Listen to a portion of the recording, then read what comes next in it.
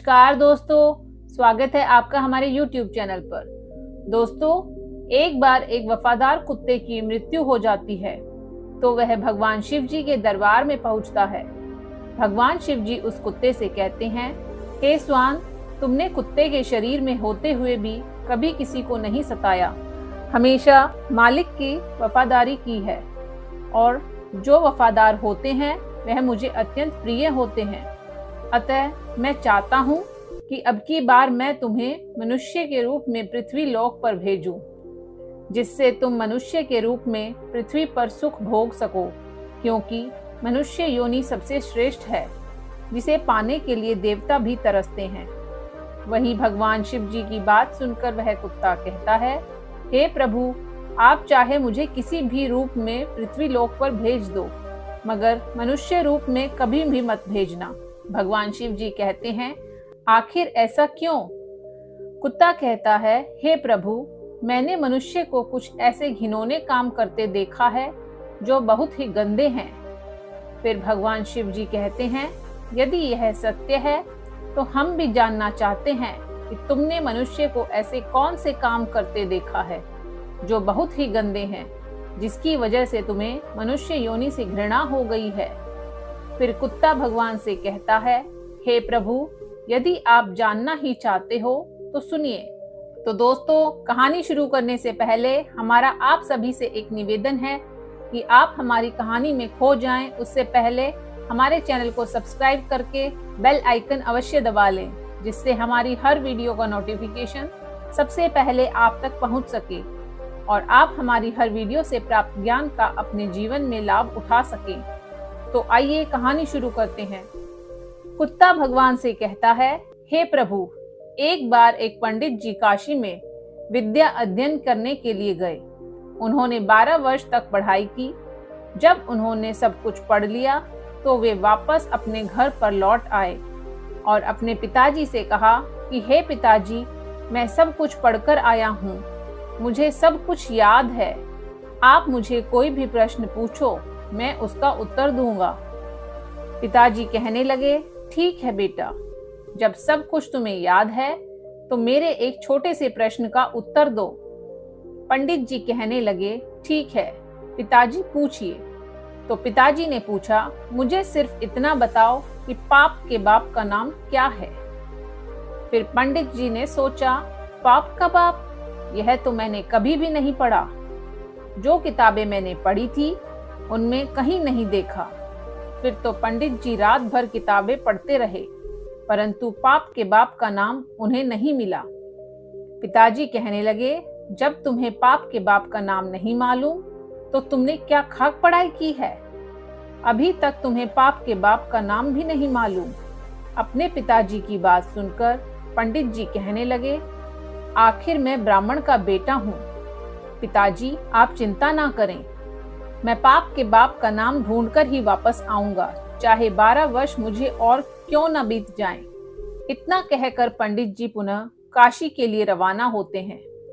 फिर कुत्ता कहता है, हे प्रभु, जब पंडित जी घर से काशी के लिए रवाना हो गए तो रास्ते में उन्हें बहुत तेज प्यास लगती है। उन्हें एक घर दिखाई देता है तो पंडित जी उस घर में जाते हैं और वहां जाकर कहते हैं, मुझे बहुत जोर की प्यास लगी है, अगर घर के अंदर कोई हो तो मुझे पानी पिलाएं। वहीं घर से एक स्त्री निकलती है और पंडित जी को पानी पिलाती है। पंडित जी पानी पीते हैं और पानी पीने के बाद पंडित जी उस औरत से पूछते हैं, यह घर किसका है? वही वह स्त्री कहती है, हे पंडित जी, आपको यह बात तो पानी पीने से पहले ही पूछनी चाहिए थी कि यह घर किसका है। आपने पानी तो पी ही लिया और अब आप पूछते हैं कि यह घर किसका है। तो सुन लो पंडित जी, यह घर एक वैश्या का है, मैं एक वैश्या हूँ। पंडित जी ने जैसे ही वैश्या का नाम सुना तो उन्होंने एकदम से अपने कान पकड़ लिए और कहने लगे, शांतम पापम शांतम पापम, मेरे द्वारा पाप हो गया, मैंने एक वैश्या के घर का पानी पी लिया। अरे, पाप का बाप तो मिला नहीं, पाप और हो गया। वहीं वैश्या कहने लगी, हे पंडित जी, आप आगे कहाँ जा रहे हैं? पंडित जी ने वैश्या को सारी बात बताई और कहा, मैं पाप के बाप का नाम ढूंढने जा रहा हूँ जो मुझे काशी में मिलेगा, इसलिए मैं दोबारा काशी में पढ़ने जा रहा हूँ। वहीं पंडित जी की बात को सुनकर वैश्या ने सोचा, 12 वर्ष जो काशी पढ़कर आए हैं तो भी इन्हें नहीं मालूम कि बाप के बाप का नाम क्या है और पुनः काशी पढ़ने जा रहे हैं। मगर यह कोई जरूरी नहीं है कि पंडित जी जब काशी जाएं तो उन्हें पाप के बाप का नाम मालूम ही पड़ जाए। जब यह मेरे पास आए हैं तो क्यों न मैं ही इन्हें बता दूं कि पाप के बाप का नाम क्या है, फिर इन्हें इतनी दूर नहीं जाना पड़ेगा। ऐसा सोचकर वैश्या पंडित जी से कहती है, पंडित जी, तुम्हें पाप के बाप का नाम मालूम करना है, तुम्हें काशी जाने की जरूरत नहीं है, पाप के बाप का नाम तो तुम्हें मैं ही बता सकती हूँ। तब पंडित जी कहने लगे, यदि तुम मुझे यह नाम बता दो तो फिर मुझे इतनी दूर क्यों जाना पड़ेगा। वैश्या कहने लगती है, ठीक है पंडित जी, मैं आपको पाप के बाप का नाम बताऊंगी, मगर आप पहले बहुत थक चुके हैं, आप काफी दूर चलकर आए हैं, इसलिए आप थोड़ी देर आराम करें, तब तक मैं आपके लिए भोजन बना देती हूँ। फिर भोजन करने के बाद मैं आपको बताऊंगी कि पाप के बाप का नाम क्या है। फिर कुत्ता शिवजी से कहता है, हे प्रभु, जब वैश्या ने कहा पंडित जी आप भोजन कर लें तो उसके बाद मैं आपको पाप के बाप का नाम बताऊंगी, तो पंडित जी कहने लगे, मैं तेरे घर पर भोजन कैसे कर सकता हूँ, मैं भोजन कदापि नहीं करूँगा, पानी पी लिया उसका भी प्रायश्चित कर रहा हूँ। वही पंडित जी की बात को सुनकर वैश्या कहने लगी, कोई बात नहीं पंडित जी, मैं आपको दाल, आटा, घी, शक्कर दे देती हूँ, आप स्वयं भोजन बना कर खा लें। पंडित जी कहने लगे, तू तो एक वैश्या है, मुझे तेरे घर का तो सीधा भी नहीं लेना है। वही पंडित जी की बात सुनकर वैश्या कहने लगी, अगर पंडित जी आप मेरे हाथों से सीधा ले लेंगे तो मैं आपको 5 सोने की मोहर दूंगी। फिर तो पंडित जी सोचने लगे, पाप के बाप का नाम तो पता नहीं कहाँ मिलेगा, यह मोहर भी हाथ से चली जाएगी। यदि यह मुझे सीधा देती है कोई बात नहीं, यहाँ पर कौन देखता है, मैं इससे सीधा ले लेता हूँ और अपने हाथों से भोजन बनाऊंगा और फिर खा लूंगा। आगे कुत्ता भगवान शिव जी से कहता है, हे प्रभु, पंडित जी को इतनी देर से तो सीधा लेने में तकलीफ हो रही थी, मगर 5 सोने की मोहरों के लोभ में आकर पंडित जी की सारी तकलीफ खत्म हो गई और उन्होंने वैश्या के हाथ से सीधा ले लिया। वहीं पंडित जी दाल, आटा, घी, शक्कर लेने के बाद वे अपने हाथों से भोजन बनाने लगे। फिर कुत्ता कहता है, हे प्रभु, जिस समय पंडित जी भोजन बना रहे थे तो वैश्या पुनः आती है और पंडित जी से कहती है, पंडित जी आपने मेरे घर का पानी पिया है, मेरे हाथों से सीधा भी लिया है, तो अब मैं आपके लिए क्या भोजन बना सकती हूँ। वही पंडित जी कहने लगे, तू वैश्या है, ज्यादा मत बोल, तेरे घर का सीधा सामान ले लिया यही बहुत है, तू एक वैश्या है, तेरे हाथ का बना भोजन मैं कभी नहीं कर सकता। फिर वैश्या कहने लगी, पंडित जी चिंता मत करो, यदि तुम मेरे हाथ का बना भोजन खा लोगे तो मैं तुम्हें उसके बदले में 5 सोने की मोहर और दूंगी। पंडित जी सोचने लगे, यदि मुझे खाना खाने के बदले में 5 सोने की मोहरें मिलेंगी तो मेरे पास 10 सोने की मोहरें हो जाएंगी। पंडित जी कहते हैं, कोई बात नहीं, मैं खाना खा लेता हूँ, यहाँ पर मुझे कौन देख रहा है। फिर पंडित जी वैश्या से कहने लगे, मैं तुम्हारे हाथ का खाना खा लेता हूँ, लेकिन तुम स्नान करने के बाद ही भोजन बनाना। वैश्या कहने लगी, ठीक है पंडित जी, मैं स्नान करने के बाद ही भोजन बनाऊंगी। 5 सोने की मोहर देने के बाद वैश्या ने पंडित जी के लिए भोजन बनाया और पंडित जी ने कहा, बस अब चली जाओ, मैं अपने आप भोजन कर लूंगा। तभी वैश्या कहने लगी, पंडित जी मैंने आपके लिए भोजन बनाया है, तो अब सिर्फ 5 निवाले मेरे हाथ से खा लो। पंडित जी कहने लगे, अंगुली पकड़ के हाथ मत पकड़, मैं तेरे हाथों से कभी भोजन नहीं कर सकता, तू एक वैश्या है। तभी वैश्या कहने लगी, पंडित जी यदि आप 5 निवाले मेरे हाथ से खा लो तो मैं आपको 5 सोने की मोहरें और दूंगी। पंडित जी सोचने लगे, अगर यह मुझे 5 सोने की मोहरें और दे देगी तो मेरे पास 15 सोने की मोहरें हो जाएंगी। फिर पंडित जी वेश्या से कहने लगे, ठीक है, यदि तुम अपने हाथों से मुझे भोजन कराना चाहती हो तो अपने हाथों से मुझे भोजन खिला सकती हो। पंडित जी की बात सुनकर वेश्या ने पंडित जी को भोजन की थाली परोसी। सामने पंडित जी, इधर वेश्या और बीच में थाली। वेश्या ने निवाला लिया और अपना हाथ पंडित जी के मुंह की ओर बढ़ाया। पंडित जी ने भी वेश्या के हाथ से निवाला लेने के लिए अपना मुंह खोला। जैसे ही पंडित जी निवाला लेने वाले थे, तभी वेश्या ने पंडित जी के गाल पर एक जोरदार थप्पड़ मारा। पंडित जी आग बबूला हो गए और कहने लगे, तेरी इतनी हिम्मत, तू वेश्या होकर पंडित को थप्पड़ मारती है, तूने बहुत बड़ा अपराध किया है। वेश्या ने कहा, पंडित जी, मैंने कोई अपराध नहीं किया है, अपराध तो आपने किया है, आप मेरे घर का पानी पीते हैं।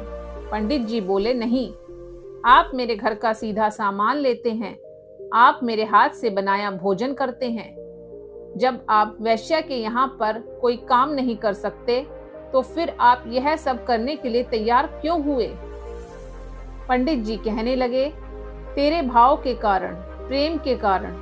तो वेश्या कहने लगी, प्रेम के कारण नहीं, यूं कहिए लोभ के कारण। आपको 15 सोने की मोहरें दिखाई दे रही थी, इसलिए आप मेरे घर का खाना खाने को तैयार हुए और मेरे हाथ से भी खाने को तैयार हुए। वेश्या की बात को सुनकर पंडित जी की आंखें खुल गई और वेश्या के चरणों में गिरकर वे बोले, आप कोई वेश्या नहीं, आप मेरी गुरु निकली, क्योंकि 12 वर्ष तक काशी में पढ़ने के बाद भी मैं आज तक नहीं जान सका कि पाप का बाप कौन है। आपने मुझे 1 मिनट में बता दिया कि पाप का बाप कौन है। मैं अब समझ गया कि पाप का बाप लोभ होता है और मनुष्य को कभी भी लोभ नहीं करना चाहिए। वेश्या कहने लगी, हे पंडित जी, लोभ के कारण इंसान कितना नीचे गिर सकता है, यह सब तुमने ठीक से समझ लिया। वही कुत्ता कहता है, हे प्रभु, इसलिए मुझे मनुष्य जाति से घृणा है, क्योंकि मनुष्य लोभ में आकर कितना भी बड़ा नीच काम कर सकता है। प्रभु, मैं अब आपको आगे और बताता हूँ कि मनुष्य भरोसे के काबिल भी नहीं होता। वह अपने स्वार्थ के लिए अपने ही खून का दुश्मन बन जाता है। फिर भगवान शिव जी कहते हैं, वो कैसे? तो कुत्ता कहता है, हे प्रभु, मैं बताता हूँ। एक बार की बात है, एक शहर में एक बहुत ही धनवान व्यापारी रहता था। उसके पास मेरे जैसा ही एक वफादार पालतू कुत्ता था। अचानक वह धनी व्यापारी बहुत ही गरीब हो गया और उसे अपने कुत्ते को छोड़ना पड़ा। उसने अपने एक साथी व्यापारी से अपने कुत्ते को गिरवी रखकर 5,000 का कर्जा लिया और उसने एक नया काम शुरू किया। उसने अपने व्यापारी साथी से कहा कि जब तक मैं आपके रुपए नहीं चुका देता हूँ, तब तक मेरा वफादार कुत्ता आपके पास गिरवी रहेगा, और जिस दिन मैं 5,000 चुका दूंगा, मैं अपने कुत्ते को वापस ले जाऊंगा। ऐसा कहकर वह व्यापारी वहां से चला जाता है। कुछ समय बाद उसके साथी व्यापारी की दुकान में चोरी हो गई और चोर उसका सारा सामान चुरा कर ले गए। मुश्किल से 10-20 रुपए का सामान ही उसकी दुकान में बचा। वही वफादार कुत्ता जान गया कि दुकान में चोरी हो रही है और इस प्रकार वह वफादार कुत्ता चोरों के पीछे भाग गया। उसने वह जगह देख ली जहां पर चोरों ने चोरी का सामान छुपाया था और फिर जगह देखने के बाद वह वफादार कुत्ता दुकान पर वापस आ गया। सुबह जब व्यापारी सोकर उठा और अपनी दुकान खाली देखी तो वह एकदम से रो पड़ा। उसके घर वाले भी रोने लगे। व्यापारी तो पागल सा हो गया, क्योंकि उसकी दुकान का सारा सामान चोरी हो चुका था। लेकिन उधर वह कुत्ता बार बार मालिक की कमीज और पैजामा खींचता हुआ घर के दरवाजे की तरफ भागता रहा, जैसे वह उसको घर के बाहर ले जाना चाहता हो। अंत में उसके एक दोस्त ने उसे सलाह दी कि लगता है कि यह कुत्ता चुराई हुई चीज के बारे में कुछ जानता है, इसलिए आपको बार बार पकड़कर खींच रहा है। हमें कुत्ते के साथ इसके पीछे पीछे चलना चाहिए। ऐसा सोचकर व्यापारी उस कुत्ते के पीछे चला गया। कुत्ता उस व्यापारी को उसी स्थान पर ले गया जहां पर उन चोरों ने उसका सामान छिपा रखा था। वहां पहुंचकर कुत्ते ने जमीन को सूंघना शुरू किया और भौंकना शुरू किया, जिससे वह यह बताने की कोशिश कर रहा था कि सामान यहाँ नीचे छिपा हुआ है। व्यापारी और उसके दोस्तों ने वहां जमीन खोदी और अपना सारा सामान पा लिया। उसमें कोई भी चीज खोई हुई नहीं थी, सब सामान वैसे का वैसा ही मिल गया। वह व्यापारी अपना सारा सामान पाकर बहुत ही खुश हुआ और घर आकर उसने कुत्ते के कान में कुछ लिखकर एक कागज लपेटा और उसे उसके पुराने मालिक के पास भेज दिया। उसने उस कागज में लिखा था कि उसका कुत्ता बहुत वफादार है और कुत्ते की वफादारी की वजह से जो 5,000 का कर्ज तुमने लिया था, मैं उसे माफ करता हूँ, क्योंकि तुम्हारे कुत्ते की वफादारी की वजह से मेरी दुकान का चोरी हुआ सारा सामान मुझे वापस मिल गया। इसलिए मैं आज तुम्हें वफादार कुत्ते को अपने यहाँ से आजाद करता हूँ और इनाम के तौर पर 5,000 रुपए और कुत्ते के साथ भेजता हूँ। वही कुत्ता भी बहुत खुश हुआ कि आज मैं अपने मालिक के पास जाऊंगा। जब मालिक मेरी वफादारी की चर्चा सुनेंगे तो एकदम से खुशी से नाच उठेंगे।